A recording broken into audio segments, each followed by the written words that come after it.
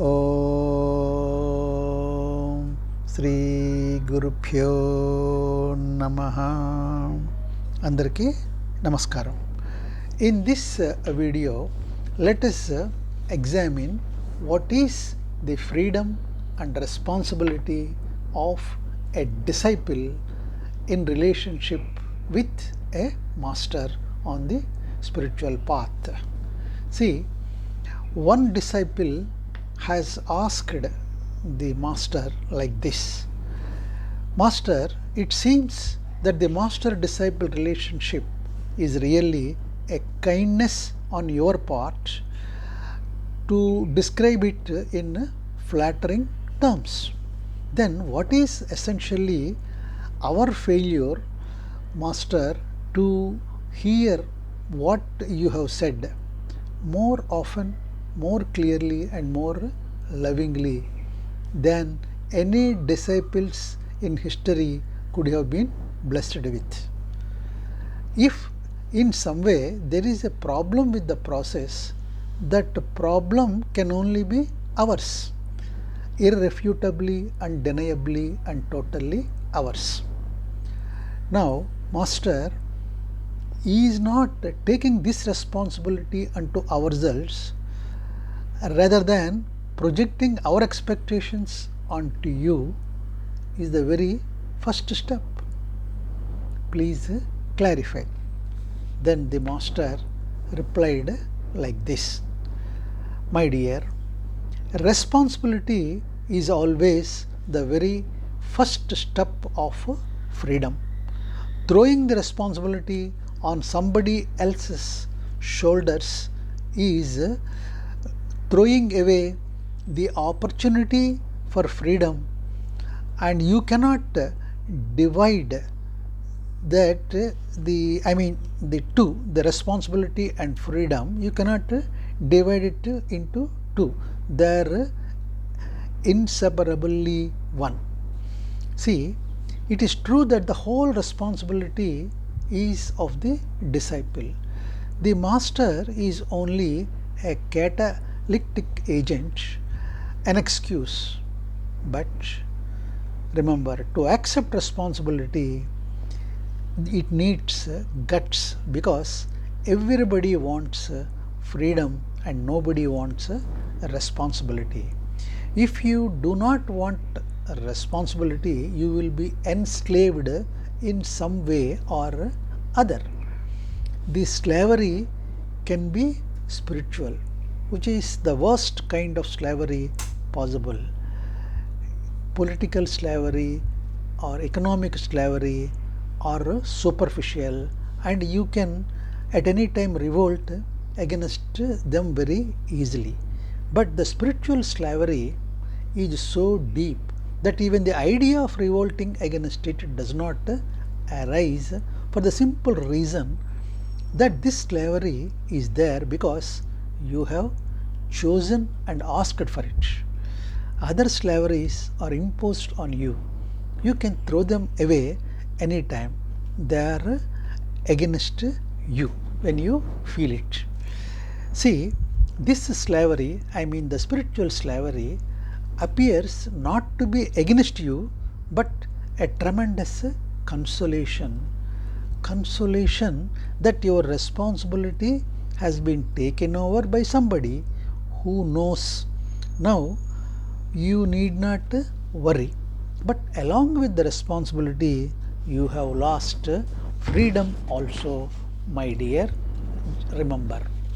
And every expectation is a bondage. It leads to frustration sooner or later. It is destined to turn into frustration. So, no expectation can be fulfilled, because nobody is obliged to fulfill your expectations as he has his own expectations. So, the master disciple relationship is not a relationship of expectations. Please remember, expectation is the poison that destroys all other relationships. Your love turns into hate. The moment there is expectation, friendship becomes enmity. Just the magic of expectation turns everything beautiful into ugliness. But your whole life is full of expectations. Your mind knows nothing but to expect. Hence, when you come to a master, your mind brings its expectations, its habits, its old routine, and all that. And there are people who pretend to be masters. So, this has to be the criteria. Please remember, if anybody is ready to fulfill your expectations, he is not a master, he simply exploits you. No master can say, I am going to fulfill all your expectations. See, I mean, a master can only say, I am going to destroy all your expectations. Because unless your expectations are destroyed, your old rotten mind cannot be destroyed. Your old habits, which are hindering the growth of your being, cannot be removed. The authentic master does not take any responsibility. It is a very strange thing. You would have thought otherwise, that the compassionate master must accept your expectations and try to fulfill them. See, for centuries, since the very beginning of mankind, there have been people who have been taking advantage of human weaknesses, and one of the greatest human weakness is that man wants things for free. If paradise is available just by believing in the existence of God, you do not lose anything and you are gaining everything. You may not get anything, but at least you can live in the hope. See, and hope is like opium. People who give hope are ready to give you everything for nothing. Just have faith. Give all responsibility to them. And in the process, you are unaware of the fact that the moment you give your responsibility to them, I mean to such people, you have also given your freedom. And they are interested in your freedom, but they don't take or talk against it, as nobody is going to give their freedom to them. They ask to give your responsibility, and it seems to be a burden for everybody, and so it is better to give it to somebody else. But you are unaware of the fact that along with the responsibility, your freedom also disappears. You become a slave. The whole of humanity is enslaved by different kinds of people, but the slavery is the same. Remember, an authentic master will not take any responsibility on himself. That is why an authentic master will not have a great following, because who is going to follow a man who is not ready to take your responsibility, who does not give you any opium, any hope? On the contrary, the authentic master takes all your hopes away and all your drugs and all your opium, and tries to make you as clean and pure and innocent and empty as possible. Please remember, the true master gives you freedom. He insists that you should be free, totally free. But you are afraid of freedom. Just see the mechanism of mind. You don't want freedom. If you look deep inside it, you will see your fears, You are afraid of freedom because that means you have to stand alone on your own feet, and people are afraid to be alone. Aloneness creates all kinds of fears because you start facing existence or nature or God directly without any medium of others. Basically, why are you afraid? You are afraid because it seems that you are too small and things that have been projected as human goals are too big. See, man does not know what a paradise or hell is. If you know, you can desire one and avoid the other. Naturally, you have been burdened with such great fictitious goals that you have to give your responsibility to someone who is not authentic and truthful.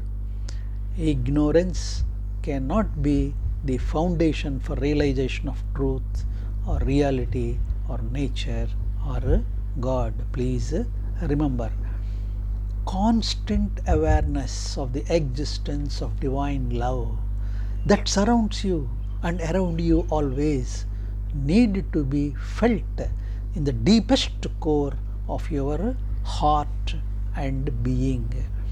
That light of awareness only gives you insights and dispel the darkness of your ignorance of millions of lives. And for that to happen, you have to take the whole responsibility of your life. In your pursuit, the master can help, and that help also, remember, is not like ordinary help. The help is something like when the sun rises in the morning, the flowers open. The sun rays don't come to each flower and knock on its doors. Please get up, it is time. No. No alarm goes around that all birds have to be awake and start singing. Nobody orders them. Just a synchronicity. As the sun rises, something starts happening in the birds. Some joy, some life, some thrill, a song wants to burst. Similarly, the flowers suddenly wake up, open their petals, and release their fragrance to the fresh morning winds and breeze. Remember, the sun is not doing anything directly. Its presence is enough, and something starts happening in its presence. The master's help is exactly like that. If you are open, if you are available, and this much is your responsibility to be open, to be available, to be receptive, then without any effort on the part of the master, things start happening within the disciple. The master does nothing. His presence is a catalytic agent, a very indirect persuasion, something more like a whisper, a message pregnant with immense significance but without words. He makes it available to you.